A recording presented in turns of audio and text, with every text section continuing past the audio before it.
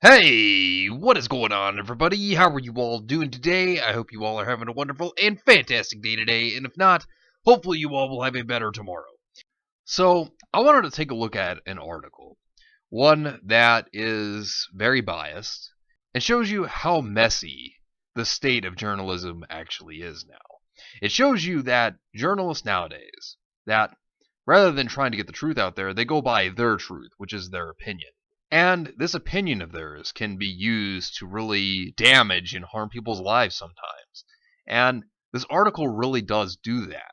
It really does show that after the hearing that had gone on last Friday, that they use the so-called truth, which is seen as their opinion and their personal bias, to be used against people to harm and ruin their lives. You definitely see this in this article. And I want to get into this and point out some things. And you'll see what I mean by this was actually very biased. So let's get into it. So Sharon Grigsby is the one who wrote this article, and this is what she had to say.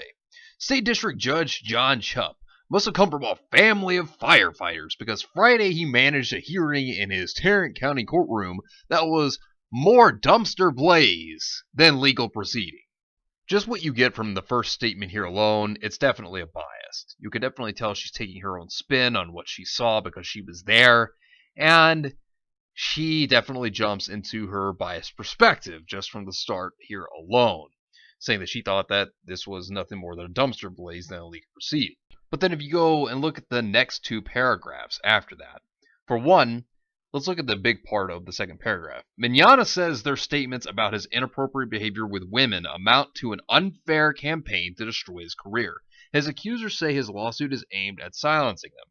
After 3 hours of arguments between a tightly scripted defense team and Mignogna's astonishingly unorganized and at times ill-prepared and illogical attorney, Chupp dismissed a number of the claims and promised to rule on the remainder in the next 30 days. See, here's the thing. As you can tell right here within this just alone, they're trying to say that whenever they use the statement inappropriate behavior, they throw in Ron Toye, because they say fiance. They also throw in his former colleagues, which would be the other women that he worked with that have been stating things, and then, of course, the company itself. But then you also look at the part where it says, and Mignogna's astonishingly unorganized and at times ill-prepared and illogical attorney. So they throw shade also at Ty Beard. Now, while Ty Beard did drop the ball a little bit on this one, that is true. He did. He did have some issues, and yes, he can be criticized a bit here. But the thing is, not everything was on him. And of course, hearing from the people who actually were there, besides having a biased point of view like this article does, there was also some things on Chupp's side that people disagreed with as well. Nick Rekieta even went into things that he thought that Chupp did not rule accordingly, that he felt weren't really appropriately done. He even stated that in his live stream, that things could have been different. But then again, he also states that Ty Beard could have argued a couple of things differently and could have brought up some other points as well. So, before anybody says, oh, well, it's all on Ty, well, Chupp did have his issues as well. And there's that. But of course, this isn't brought up here. This is brought up to make it look more like the judge was the good guy. And of course, she tries to throw it at Jamie and Monica's side that they were the good guys as well, trying to take her spin on it because she says that after 3 hours of arguments between a tightly scripted defense team and Mignogna's astonishingly unorganized and at times ill-prepared and illogical attorney. See, that shows that she has a distinct bias already. And so one big thing to also note here is, of course, the last paragraph on this part, which this is what it states. As one of the defense lawyers, Andrea Perez, told me earlier this summer, this case is something I wake up thinking about, and it's the last thing I think about when I go to sleep. I, too, being a woman and a woman lawyer, this hit me particularly hard because I have experiences too. I know there is too often silence. So to be able to support and help get women out there to talk about what they have been going through is so important to me. And here's the thing. There are people who have been victims out there. Now that's true. Now I'm not saying when it comes to this case, of course, but in reality of timeline of the world, there have been victims subjected to some very inappropriate and terrible things. But there are people out there that will also claim things that never really happened to them too. It's like they've never heard of the story, The Little Boy Who Cried Wolf. It's like these people just immediately think, well, we got to believe these people. And we have to just go throw out the people that they keep saying are bad despite that there's no proof or evidence. And it makes real victims have a harder time trying to prove their story now. And it's sad to see that. And when you look at things like these images right here, these images, they're fake. I mean, you have Monica and you have Jamie fake crying here, just obviously for publicity. You have them crying so that they can sit over here and say, oh, well, look, they're the real victims. They're the ones who are really the heroes of the story. But they're not. And when they run around and they say the awful things that they said, on Twitter about how they would ruin his life and how they want his balls, and all the leaked emails about trying to conspire to take him down, as well as twisting evidence and trying to contort it to spin to obviously their narrative, when in reality they're taking it out of context. You see, you have these things happen. And, you also have law Twitter that sits over there and automatically just says somebody's guilty until proven innocent, when it's the other way around. It's innocent until proven guilty, but, of course, with the court of public opinion, it's completely different. Because you're guilty till proven innocent, apparently, by their standards. But continuing to look forward at the article. But January's record-breaking opening of Broly also set off another round of things and stories on social media about the 56-year-old actor's long-rumored inappropriate behavior with women, which allegedly has included kisses, hugs, and unwanted advances. Online, thousands of anime fans rushed to pick a side in the warfare hashtag KV and I stand with.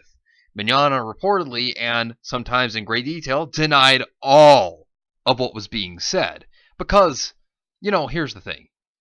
They want you to be on their side. They want you to be a part of their narrative. If you're not a part of that narrative, then they will personally see to it that they take you down themselves. They will personally see to it that you're lit on fire as well.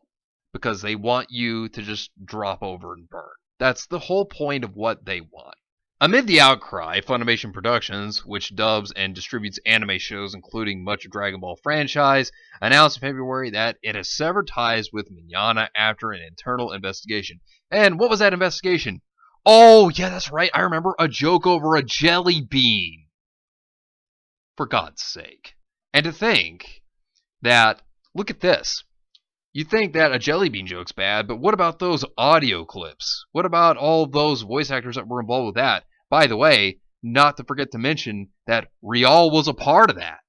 Oh wait, but that's not mentioned because, that's obviously not important. Because to them, the people that they're protecting, they do no wrong, right?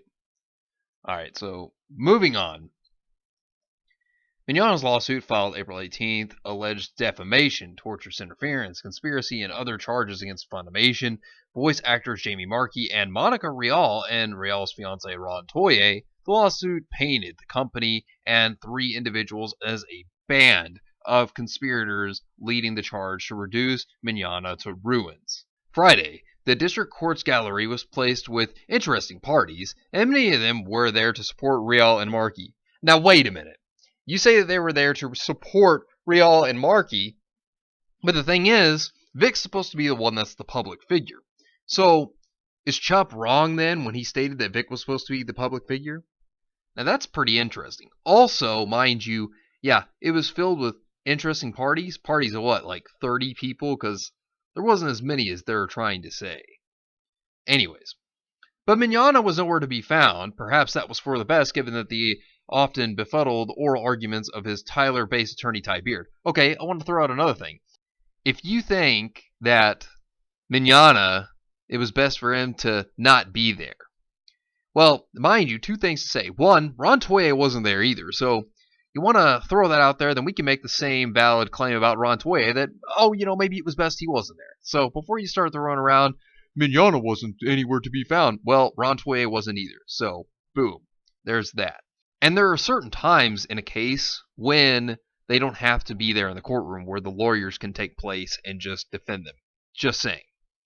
So also they bring up the GoFundMe and saying that fans might have well wanted their money back if they had been in the courtroom today over what happened. And then of course she goes on to say that she wanted a statement from Ty Beard, but he refused to talk when I wrote previously about this case. He didn't respond to my email either this week seeking comment. Seems like she's got some kind of grudge there. It's kind of weird, but at the same time, the thing you're going to do if you didn't have a good day in court, go talk to Shannon Grigsby, because that's the best thing to do, right? Oh my lord. You gotta be kidding me. So move on to the next part. Those outstanding claims were weighty ones. Funimation, Real, and Toei are still on a sharp hook.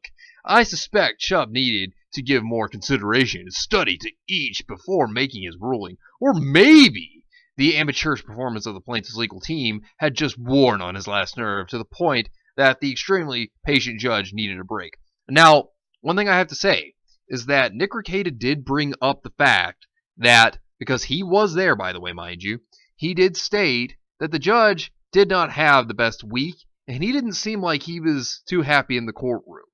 And it was before this case that things just didn't seem too well. So it might have been that he hadn't had a good week, and I don't think some people take that into accordance, that the judge may not have had a good week. And that's a possibility. That happens. Sometimes they just want to get out of the courtroom. I mean, that does happen. Of course, there was parts to where they try to throw out the files, like how it talks about how the defamation was taken out. And, of course, they try to sit over here and paint it as if, there was nothing more but an incompetent team, that Ty Beard was not doing a good job, and that he didn't have evidence. And like I said, they tried to spin the story around to make it look like the whole entire team for Vic was just awful. When in reality, yeah, Ty may have dropped the ball at certain points, and that's true, he did. But, it wasn't all on Ty. Not all of it was. Some of it was on the judge. But, of course, they don't want to paint that picture. They don't want to tell you the truth on that. They just want to give you this biased ideology that they have there. And that's a lot of what journalism is today. It's really biased ideology rather than actually just being the truth. And they throw that out there. They paint that story. And, looking at it also, here's another big point I want to throw out. Marky is off the hook, but still dead on making sure that people hear the truth. Yeah, right, truth. Okay. Sure. Yeah. Because what she's saying is the truth. Okay, yeah. All right, sure, whatever. The two women are steadfast that this case, despite the pain and harassment that have come with it, will make a difference. As we parted in the Fort Worth courtroom, Riel smiled through her tears. We want other women to see we got through it. We are getting through it, and it will be okay for them, too. Yeah, you see, and they try to make it look like they're the victims. But the reality of it is, they've attacked fans. They have put down people. I mean, look at the statements Monica and Jamie have thrown out there. They have not thrown out good statements, and like I said, they have harassed fans, and yet they try to make it look like they're the victims. But in reality, it doesn't make anything look any better for them, and everybody knows what the real truth is. And it's definitely not what was said in this article, that's for certain. And while they feel they may have gotten a win during the hearing, there's still a lot that is to be done here. This case is not over with yet, and they need to come to realize that before they start parading around and saying that it's over. And there's a lot more to the story than this article definitely tells, that's for sure. And, to see the bias within this, it just shows you that journalism, how far downhill it's gone. And, that's the thing. We know the truth from lies, and that's very obvious here. But anyways, I'll be back again on Tuesday. Let me know what you think about this entire situation down below. Let's try to share the video out there. Let's spread the word. It's greatly appreciated. But anyways, thank you all for watching. I hope you all enjoyed. And if you did enjoy, hit the video with a like. Subscribe if you want to see more content like this. And follow me on Discord. The link is in the description down below. But anyways, I hope you all have yourselves a wonderful and fantastic day today. And remember, if today was not a good day, tomorrow could always be better. Take care of yourselves and everyone around you. And have yourselves a good one out there, everybody.